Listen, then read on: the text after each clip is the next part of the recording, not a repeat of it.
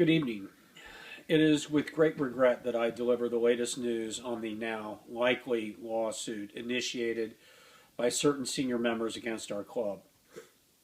In my last message, I urged those disgruntled senior members to avail themselves of rights under the bylaws to draft a motion and get the required signatures to be considered by members in a special meeting.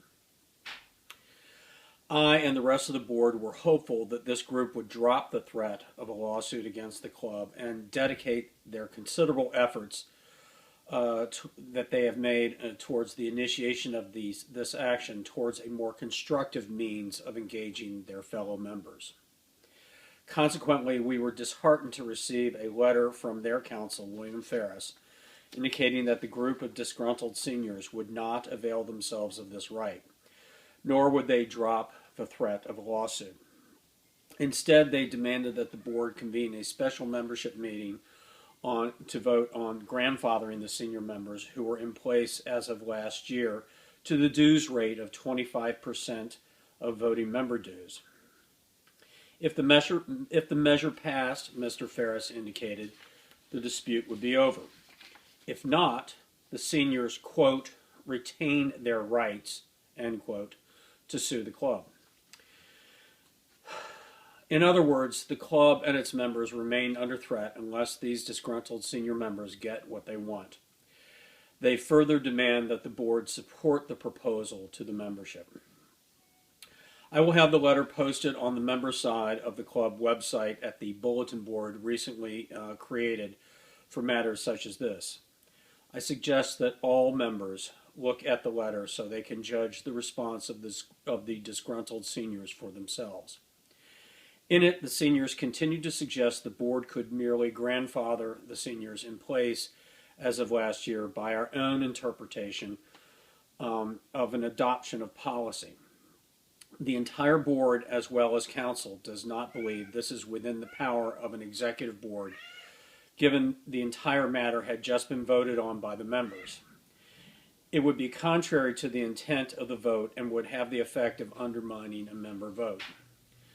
Many members who have approached me to find some way to accommodate this disgruntled group should be disappointed by this action. The disgruntled seniors appear to have seized on our recent report of a downturn of revenue in the last quarter of 2014 as attributable to their situation. Their counsel asserts that a downturn in volunteerism is also attributed to the situation regarding the disgruntled seniors.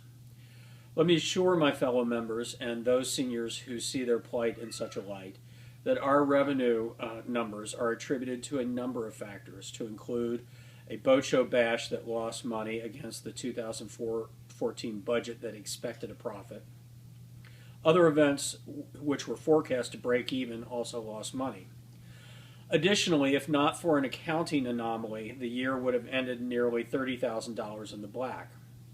The situation is hardly dire. As for the phenomenon of reduced volunteerism, this has been an issue for the last few executive boards of which I have been a part. It far preceded the recent senior dispute and the view of their importance to the club's activities. But let us try and gain some perspective on how we ended up at this juncture. What the members voted on in September was a compromise from what was actively being considered the previous year. There was an active bylaws proposal in 2013 to eliminate the former emeritus category just prior to the 2013 annual meeting. The disgruntled seniors should not forget this other side of the membership when they make their demands. Let's say, for argument's sake, that the board implemented a policy effectively grandfathering the seniors in place to their previous dues of 25% of voting members. I have been assured by a number of other members that a petition would rapidly be sought to eliminate the senior membership category in a manner similar to what other clubs have done in recent years. Would such a motion carry? I honestly don't know. It might, and doubtless the current group of seniors would still sue the club. If it didn't pass, but the seniors still got their grandfathering, there would be another side of the club that would feel aggrieved. The board, in seeking the compromise of last year, was attempting to maintain the senior membership category in a way that would not lead other members who opposed its continued existence to try to eliminate it.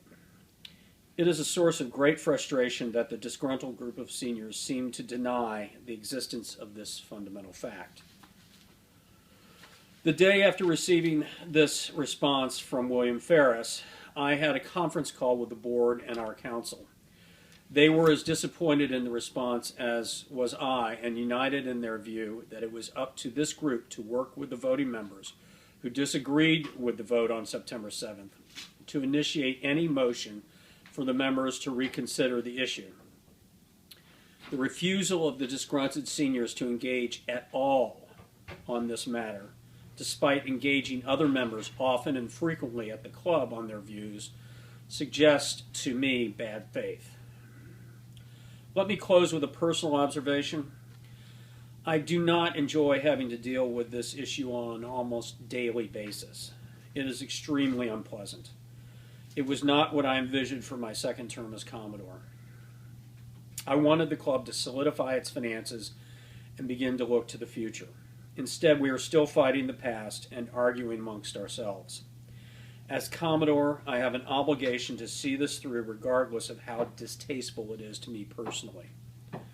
That is why I again urge the seniors who are threatening their club and fellow members with a lawsuit to direct their considerable energy toward an effort with voting members who are sympathetic to their view. Draft a motion and get the voting members' signatures necessary to call a special meeting. The board will be as impartial as possible and will facilitate the logistics of such a meeting. This is all we can offer. This group, if they truly wish to avoid a lawsuit, must show a good faith effort.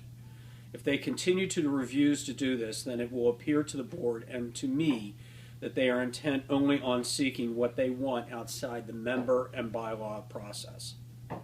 If that is the case, then I fear they will lead the club into court.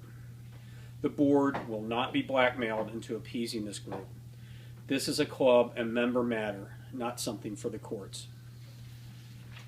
Thank you very much, and we will be posting all this on the bulletin board on the member side of the website. Good night.